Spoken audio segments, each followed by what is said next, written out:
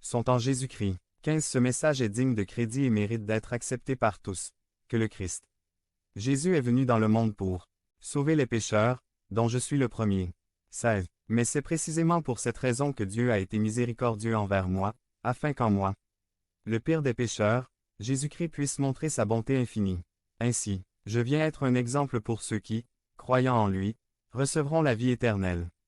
17. C'est pourquoi au Roi éternel, immortel, invisible, au Dieu unique, honneur et gloire soient.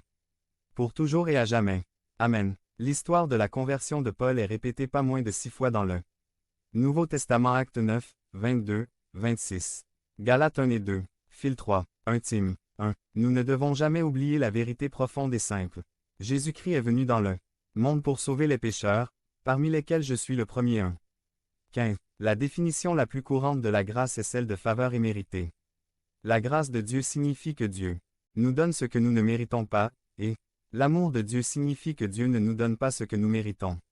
Aujourd'hui, j'ai 3 points très fondamentaux, je suis sûr que vous les avez déjà entendus des milliers de fois, mais en même temps, ces 3 vérités sont difficiles à accepter si l'on ne comprend pas. L'amour et la grâce de Dieu. 1. La grâce et l'amour de Dieu sont abondants.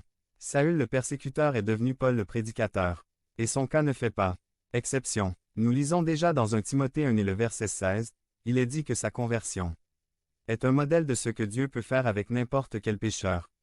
C'est un modèle de ce que signifie une vie en Christ. Aucun péché n'est hors de portée de la grâce de Dieu.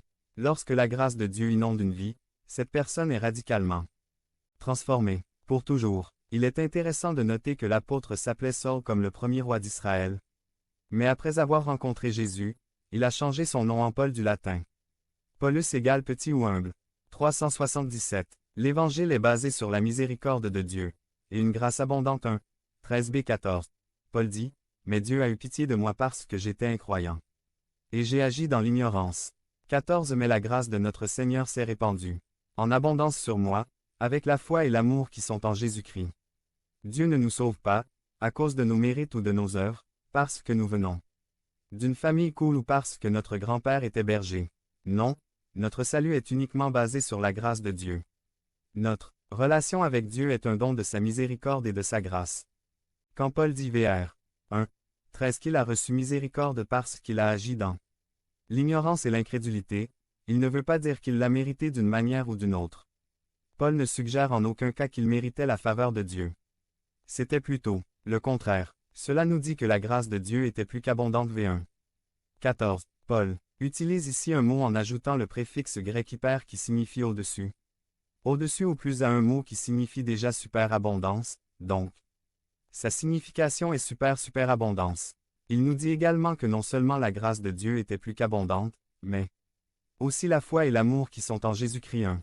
14. Aujourd'hui, diriez-vous la même chose que Pablo? Comment, Paul, peux-tu affirmer dans ta vie que la grâce de notre Seigneur était plus qu'abondante, à travers la foi et l'amour trouvé en Jésus-Christ? Avons-nous oublié d'où Dieu nous a emmenés? Comment était notre vie, nos mariages, nos familles? Il est facile d'oublier Dieu quand tout va bien. L'histoire du Deutéronome s'applique à tout le monde. Deutéronome 8, 11, 14. Mais prends garde à ne pas oublier l'Éternel, ton Dieu.